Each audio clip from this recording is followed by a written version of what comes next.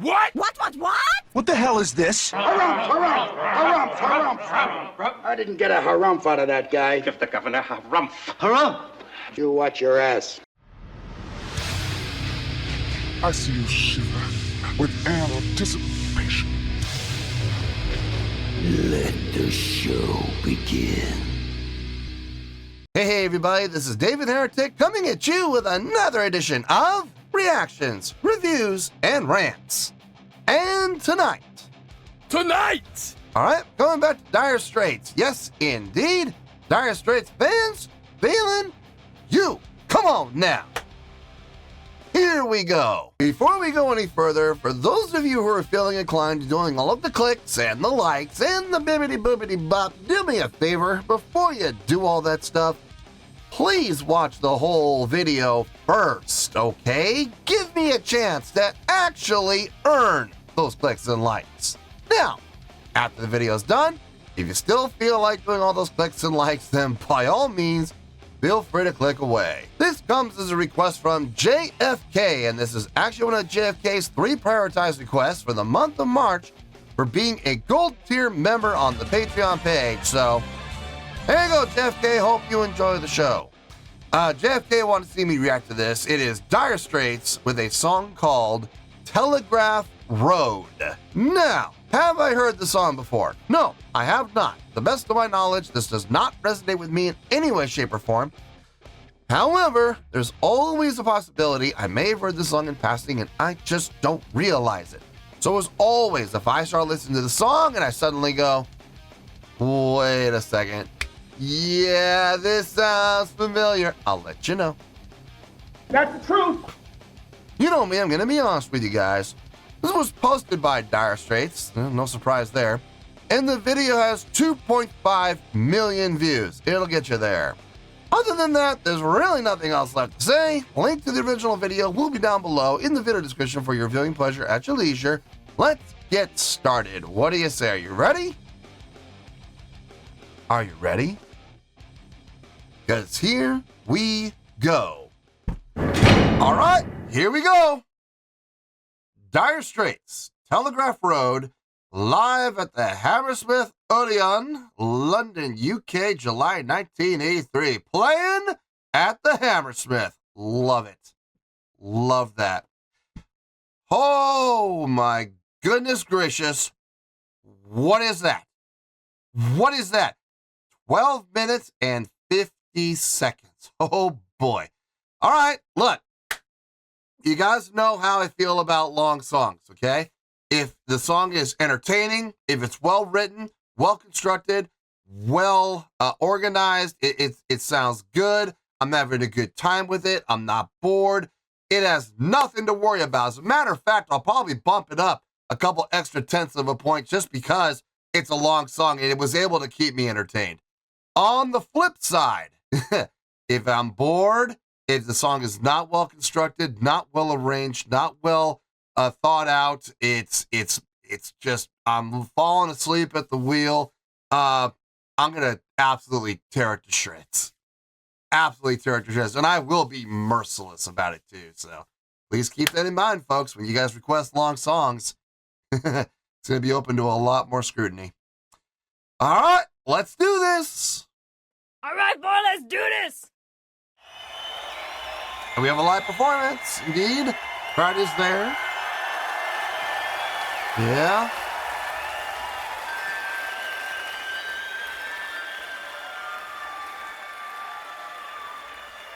The Hammersmith.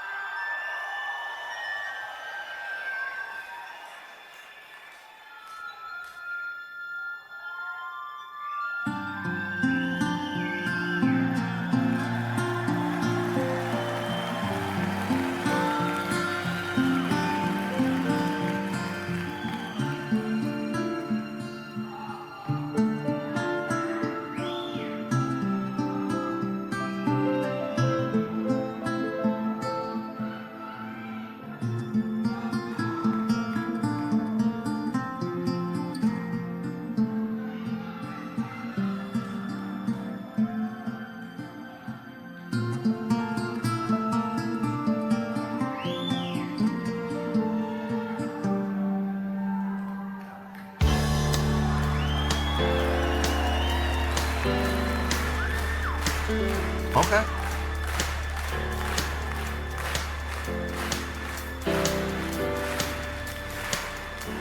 All right, everybody clap together, please.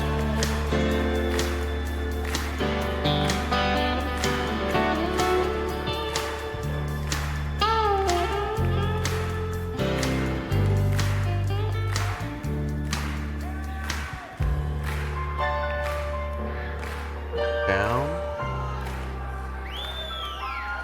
Yeah. And a long time ago, come a man on a track, walking 30 miles with a sack on his back. Then he put down his load where he thought it was the best. Made a home in the wilderness. Built a cabin and a winter store. He plowed the ground by the cold lake shore. The other travelers came walking down the track. They never went further, no, they never went back. Then came the churches, then came the schools, then came the lawyers, then came the rules, then came the trains and the trucks with their road. And the dirty old track was the Telegraph Road.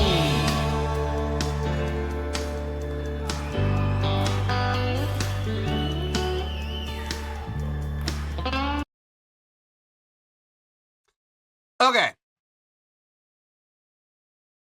Can we be honest here? Can we be completely honest here? Look, I think we've known each other long enough now, and you guys have watched enough of my videos, and you know who I am and what I'm about. I think we can be honest with each other. I think we can. This is just not for me, guys. This is not my cup of tea. I'm sorry. It's not. I'm not really enjoying this. I'm sorry, guys. Look, it's not my bag. It's not blowing my skirt up. Now, that's just how I personally feel. Now, if I'm looking at this objectively, are they doing anything wrong? No, they're not. The song has a nice construction to it. The utilization of, I believe we're in G major, and then we go down to that E minor. That's nice. I like that. Feels good. No need to change key because it's the exact same key. Well, the same number of sharps and flats anyway. All you're doing is just moving the root note down from the G to the E. It's real simple. It feels good. Tempo's nice. It's got that laid back feel to it. One of the things I've always kind of noticed about Dire Straits songs, at least the songs that I've heard from Dire Straits, they could very easily just make a couple of very minor tweaks to instrumentation more than anything else, and you've got a country song. I mean, you really do. If you take this song, for example, take this song, and in this case, you don't even have to change the instrumentation all that much. Get rid of the synthesizers. Just keep it just basic piano. Change the drumming pattern just ever so slightly. Just ever so slightly. Not so much what they're playing, but when they're playing. It's more, get a little more of a laid back feel on it. Maybe change the vocal style. Just ever make it a little more twangy. And you've got a country song. It's always amazed me how Dire Straits is able to come up with songs that, I know Mark's the main songwriter, where you could really, it walks a very fine line between like rock song and country song. He's always able to walk that line just so well. I mean, granted, now there are songs from Dire Straits that are very clearly rock songs, okay, clearly. It doesn't matter how much you tweak them, they're not going to be country songs. But most of the stuff that he's writes that I've heard so far, it really walks that fine line. I've always found that fascinating. And I always kind of wonder why he does that.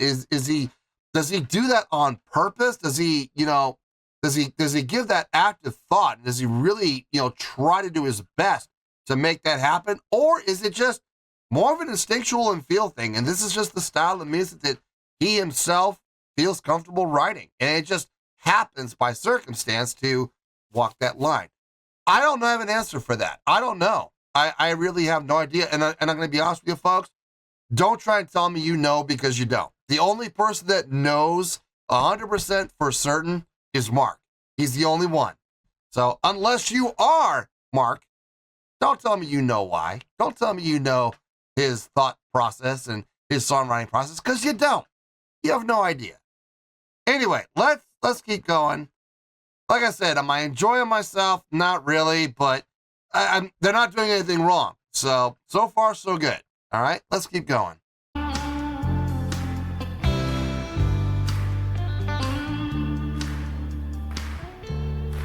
Up to the G.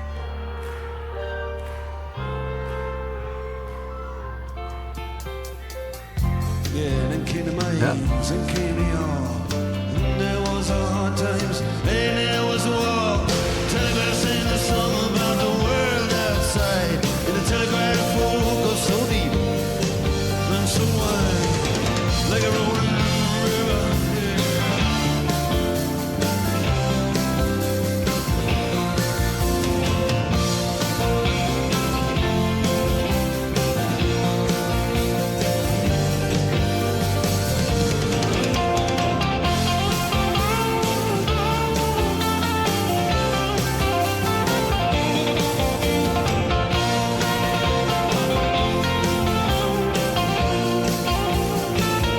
I will say this, the stage show, the visuals look better than I was expecting.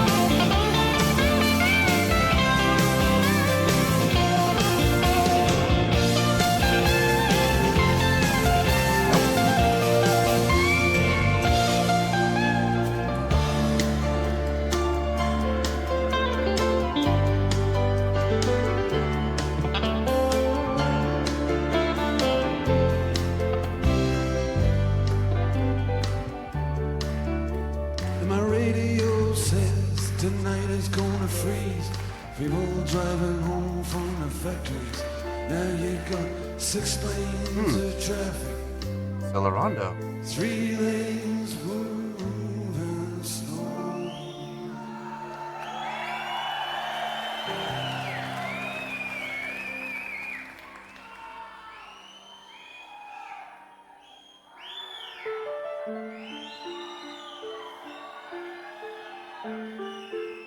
Oh, shut up, all of you.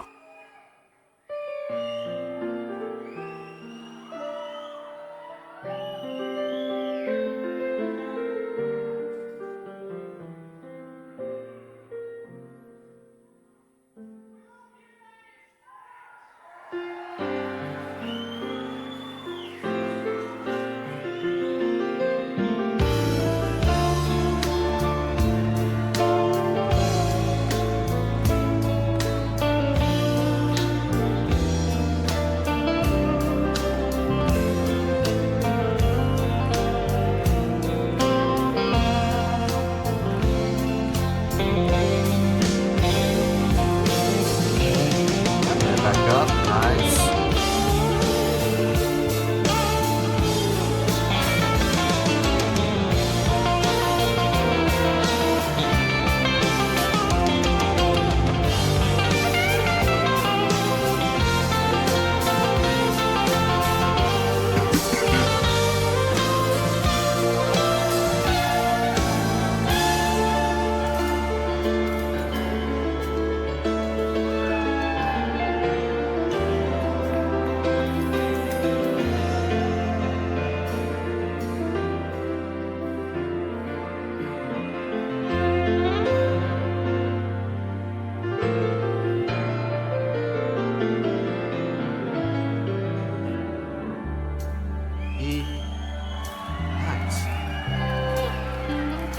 Very smooth transitions. Very nicely done. Go to work, but they shut it all down. I got a right to go to work. No work here to be found yet. They say we're gonna have to pay what's owed. We're gonna have to. They reap from the seed they sow. When all the birds up on the wires and up on the poles, they can always get out in this rain and this cold, and you can hear them singing out their telegraph code all the way down the Telegraph Road. Sweet.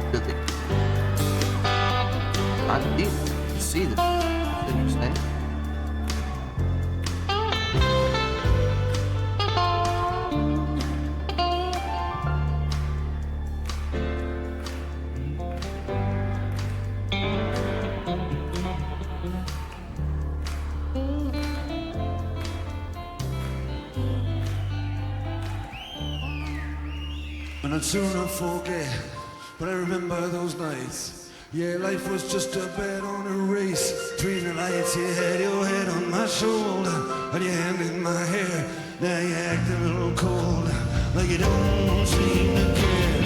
But just believe in me, baby, and I'll get you away. I'm gonna get you out of this darkness and into the day. From all these rivers and headlights, from these rivers of rain, from the anger that lives on the streets where days name. Cause I'm under every red light on memory lane. I've seen desperation explode into flame, and I don't wanna see it again. From all these signs just saying sorry, but we're closed all the way.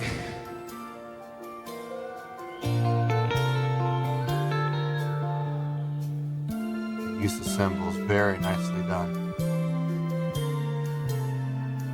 Down the Telegraph Road.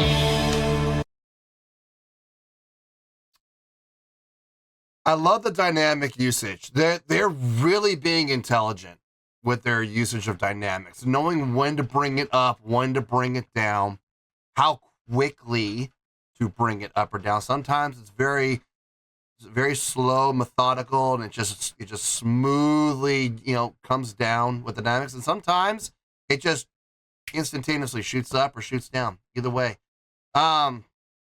definitely adds depth to the song and depth of the songwriting, so that's always a plus. The piano work, very nice. The guy, both piano players, I see two of them. This seems to be the main piano player. He's got, my goodness gracious, he's got organs over here. He's got acoustic pianos over here. He's got synthesizers. He's got the whole 80s synth rack all set up over here. He seems to be the main one. And from what I can tell, he's done most of the piano soloistic work, most of the lead lines. Very nice playing, very nice touch, lift, really understands the ins and outs of how to get the most out of the keyboard, especially, it's one thing to do it on an electric keyboard. It's a whole nother thing to be able to do it on a actual piano. And it's, either way, it sounds really good. The other thing I was going to talk about, oh, the drumming, the usage of cymbals. I'm not the biggest cymbal guy. I'm very much about the skins, about the toms and the snare and the kick. That I hate it when drummers rely on cymbals to do, all the flash and flare to cover up their lack of ability to play on skins or whatever like that. But I gotta say, this drummer really understands the usage of cymbal color. When everybody's, coming down, bringing those dynamics down, and he switches from the skins to playing the cymbals, but using the cymbals almost like skins, and, but in a very light touch way, like playing up closer to the bell or farther from the bell to get a little more of a resonating tone. You play closer to the bell to get more of that ping, and using them in ways to really add color to the song as a whole.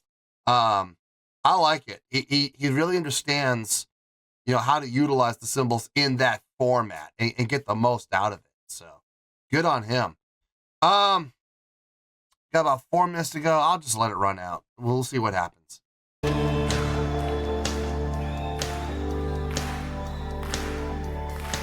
Cross sticking, nice.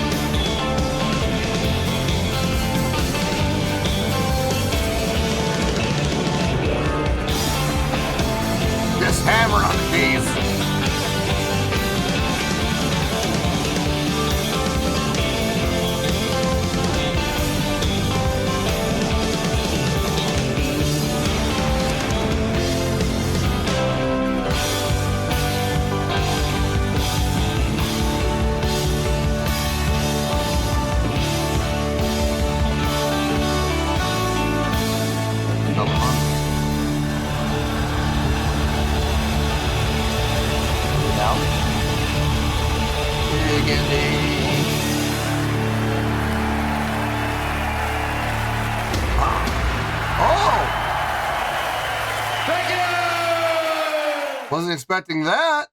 Wasn't expecting pots. Okay. That's a nice touch. Never saw that coming in a million years. I would have never even guessed that those were even on the stage.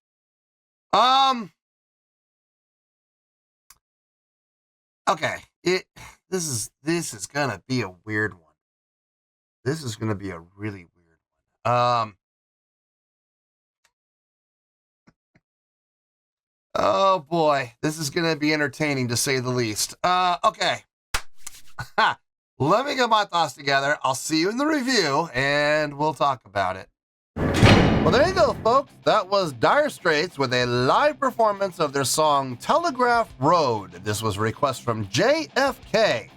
And this was actually one of JFK's 3 prioritized requests for the month of March for being a gold tier member on the Patreon page. So, there you go, JFK. Hope you enjoyed the show, man. Oh boy. This is gonna be interesting. Dire Straits fans, you all might want to sit down for this one. This is not gonna be a short review. I'm just gonna be straight up with y'all. We're gonna be here a little while, so get comfortable. My opinion of how I personally felt about this did not change. It did not change. I was not a fan. Not a fan at all. This is not a song I will ever want to go back and listen to. This is not necessarily a performance that I personally would ever want to go back and watch for my own personal enjoyment. No, it just wasn't for me, guys. And look, there's nothing. It's nothing against Dire Straits. Okay, I've heard a number of songs from them that I have enjoyed. Okay, and I've even done a couple of reactions on the channel to them that I've enjoyed thoroughly. But this was not one of them. It was. I never felt myself falling asleep. I'll give it that. I never felt myself going dozing off, but at the same time, I wasn't sitting there going, "Oh my gosh, this is one of the most amazing performances I've ever seen in my life." No, it was not. Absolutely not. It's not. Listen, not every song is going to be a home run with me. Okay, not on a personal level. It just, for me, it's just not my bag, guys. It's not my jam. It's not my cup of tea. All right. So there's that. Now, having said that, on a scale of 1 to 10, believe it or not, I'm going to give that a 9.1.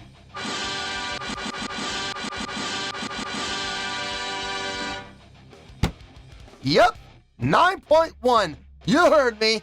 I didn't stutter.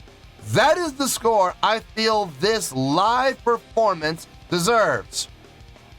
Let me tell you why. Why? Okay, first things first. Okay, before we get to that, everybody calm down. Settle down. We're going to be okay, I promise. A 9.1, what does that mean? Well, a 9.1 would translate to an outstanding, amazing, impressive scale rating, because overall, I think this was an outstanding and impressive presentation. It would get 5 out of 5 stars, and it would also get an A letter grade. So there you go, a 9.1, outstanding, amazing, impressive scale rating, 5 out of 5 stars, and an A letter grade. Now, I'm sure Dire Straits fans right now are scratching their heads going, how in the world did he come up with that score? He said he didn't like it. He said it wasn't his cup of tea. So how in the world is he giving this 9.1? So glad you asked. Despite my own personal feelings about the song, and like I said, it's not my cup of tea. There is no denying that this is a great song. It is a great song. The songwriting, the composition, the arrangement, very well done. Like, I can't really equate it to anything else other than to say they did a great job across the board.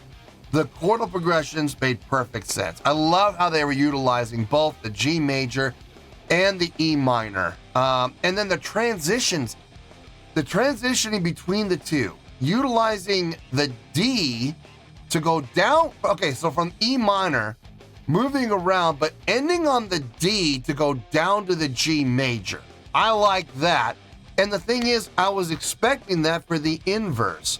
when they would go from the G major as the root back to the E minor, I was expecting them to utilize the D as well. Instead, they utilized the C to go from C, which is the fourth of the G, but at the same time, it's the minor sixth of the E, minor 6, minor 7, root for the E. Really cool. I mean, I did not see that coming. It was a nice touch. It really broke away from, what you thought was going to happen. So it kept the song from becoming predictable, which was really nice. It was a very, very nice touch on their part when it came to the songwriting. Speaking of the songwriting, I know this performance was over 12 minutes long. I didn't bother to look it up. I want to leave it to you guys in the comments, something you guys can tell me. The actual studio recording of this song, I'm willing to bet this is one of those things where they opened it up. In a live setting, they opened the song up, for solos or whatnot, and they left it kind of open-ended, and they gave everybody, all the soloists, a chance to really kind of shine.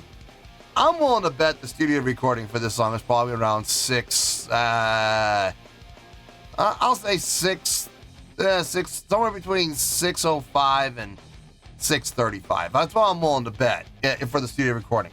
Now, I could be wrong. I could be, and this could be a 12-minute long studio recording, but something just tells me they opened this song up in a live setting. Do I have a problem with that? No, as long as there's a reason for opening it up, which I think they did a fine job of by opening it up and letting those soloists have those opportunities to shine. The soloists did not disappoint. Whether it be a guitar solo, whether it be a piano solo, it didn't really matter. Either one, they both sounded really good. So I got no issue with the length of the song, believe it or not. The length of the song was fine. As a matter of fact, I kind of bumped it up a little bit because they did such a fine job with the soloing, and it was done very tastefully.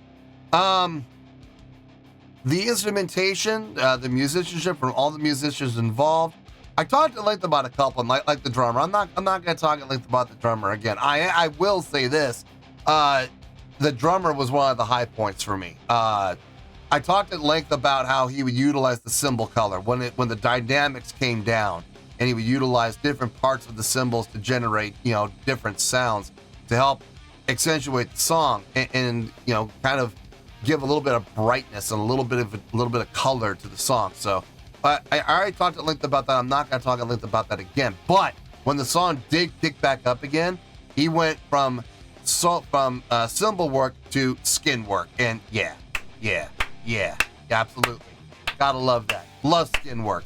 And he has some nice fill work going on there too. Drumming was definitely one of the high points for me. The other really big high point for me was the piano playing. Really loved what he was doing. Switching between different pianos the way he was doing, not always an easy thing. You got to have your settings just right, which it sounds like to me he did. But you also have to approach piano like an acoustic piano. You have to approach that differently from how you play a synthesizer, an electric piano. Electric pianos back in the 80s, they weren't as touch sensitive. They didn't have a lot of the qualities that electric pianos have today. So you really have to approach each one differently. And each time he would switch his playing style to fit the style of the instrument that he was playing. And it sounded great. It really did. He did a fine job, especially with his solos. Really nice. Really, really nice job. Everybody else across the board did a fine job. I have no issue with the bass playing, the rhythm guitar playing, the other piano player that was up there. It all sounded good across the board. Vocally, very fitting. Mark's vocals definitely fit this style of song without question. I talked at length about the songwriting and how he has this ability to walk that fine line between a rock song and a country song. And like I said, I'm not going to dispute that. I'm not going to argue it. And I know people are going to be in the comments and they're going to make the claim that they know, his songwriting thoughts and how he approaches songwriting. No, you don't. The only person that knows how that works is Mark, okay? So unless you are Mark, don't try and tell me how he approaches, okay? Because I'm not going to listen. It's a very cool style that he has, and I absolutely give credit to him for it. taking all of that into account, I would definitely put this in the great. The song is a great song. Okay, I would definitely put this 8.3, 8.4, somewhere in there. Just for the song itself, I would give it, like I said, about an 8.3, 8.4. So why in the world am I giving this a 9.1? I have said this time and time again on the channel, and if you've been watching this channel for any amount of time, you know what I'm going to say. So say it with me, kids. Say it out one time. A live show can help your score or it can hurt your score. And in this case, pleasantly surprised to say it helped the score a lot. Let's go down the checklist, shall we? Stage presence, check. Yeah, they definitely got stage presence without question. Stage energy, way more than I was expecting. That's a big check. Constant movement and motion around the stage when appropriate. Now, look, when they brought the dynamics down and everybody came down, obviously the stage energy died with it. But when they would bring it back up, stage energy came back up with it. When the songs would hit the apex, stage energy was as apex. It was done appropriately, but it was done throughout the song. It's not like there was just one spot and that was it. No, they constantly came back and resharpened the song. They didn't just do it one time at one point at the apex of the song and that was the end of it. The bass player was all over the place. Loved seeing that. Rhythm guitarist as well, moving around. I also saw the other keyboardist in the back up on the riser. He's jumping up and down while playing while appropriate. Who says keyboard players can't be animated? I don't think so. Look at this guy back there jumping around and playing. It can be done. It can absolutely be done. So before you try to tell me that, oh, keyboardists should just stand still and play the music because, you know, that's all they should be focused on is playing the music. Wrong. I'm sorry, that is not at all the case. Look at this guy back over here. If your favorite keyboardist is not able to do that, maybe your keyboardist, maybe your favorite keyboardist, maybe he's not as good or she's not as good as you thought they were. Maybe they should take some lessons and learn how to play and be animated at the same time in a live rock band setting. Now, obviously, if you're playing a classical piece, you know, you're playing, you know, I don't know, you're playing any classical piece, doesn't matter who by, you know, Chopin, you know, Beethoven, Mozart, Strauss, whoever the case may be, you know, obviously you're not going to be sitting there at the keyboard, at your piano, rocking out to that, obviously. But in a rock band setting, why would you tell your keyboard player not to move? That just doesn't make any sense. So he was rocking out, he was having a good time, and he was adding to the stage energy. So yeah, I applaud that, absolutely. So stage energy gets a big check because they kept coming back and resharpening the song. Stage interaction, again, a very pleasant surprise. I saw it happen a number of times. It's not like it just happened once by accident. No, they were interacting with each other throughout. The bass player interacting with Mark interacting with the rhythm guitar player and bass player interacting with each other. I saw the bass player go back and interact with the keyboard player. I saw Mark go back and interact with the keyboard player. I saw the rhythm guitarist go back and interact with the drummer. I saw a ton of stage interaction happening from start to finish. Whenever it could be done, whenever it was appropriate, it was done. Once again, sharpening the saw. They didn't just do it one time, they did it throughout. So again, that's another big check. Crowd interaction. Yeah, I saw some crowd interaction, mostly from the bass player and the rhythm guitar player, but there was a couple of times where I saw Mark put out to the crowd too. So crowd interaction was again done throughout the song, sharpening that saw. Thank you very much. Big check for crowd interaction. Showmanship. Yeah, I'm gonna give it the check. Once again, going back to everybody at the front, putting on a great stage show visually to add up with what was happening within the music. So yes, that also gets a check. Production. I can't believe I'm gonna say this, but I'm gonna give it the check. Was not expecting those flash pots. That was a nice surprise. Shocked me. I didn't see that coming. And on top of that, the lighting. Clearly thought out, clearly designed to go with the song. When the song would come down, you would see the spotlight zoom in, close in on Mark's head. And as the song would get, start to grow, you saw the spotlight expand and expand until it wasn't even needed because the lights on the stage came back up again. Very smart design, very well thought out, very well designed. So yes, I'm going to give production a check too. Take all that into account and you're going to bump that score from, like I said, about an 8.3, 8.4 range, bumping it all the way up to the 9.1. Had a lot of nice surprises happening within the live show. I was very grateful for that. It helped keep me awake. It helped keep me engaged. It helped make the whole experience entertaining. So while I may not be the biggest fan of the song on its own, the stage show definitely helped keep me engaged. I didn't fall asleep, which was a great thing. So yeah, 9.1. I feel that score is absolutely what this performance deserves. That's where we're at, and that's where we're going to stay. So let's wrap everything up here in a nice shiny bow, shall we? We have a 9.1, which is an outstanding, amazing, impressive scale rating. 5 out of 5 stars and an A letter grade. Before we end, I'm just going to say this. Dire Straits fans, feeling you, okay? Feeling you. But now that I've seen this, and I saw Calling Elvis, and I saw that live show, I gotta say, Dire Straits have set a bar for themselves. They have, and it's high.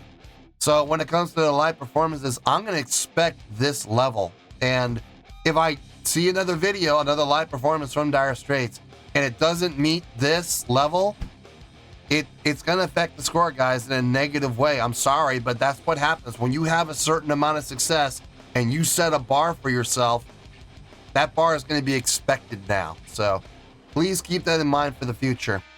9.1, outstanding, amazing, impressive scale rating, 5 out of 5 stars and an A letter grade. Take your pick. I don't care, whichever one of those floats your boat. Final word, final score, I have spoken.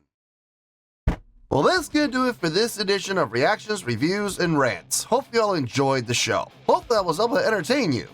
If I was able to put a smile on your face and brighten your day, I did my job, and I'm so glad I could do it.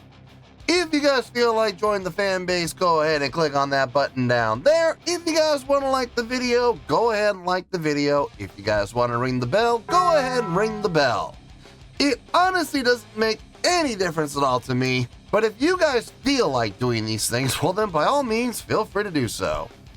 Well, that's going to do it for the night, folks. Thank you very much for watching, and as always, this is David Heretic signing off, reminding you to stay fabulous and support each other. Later. Peace.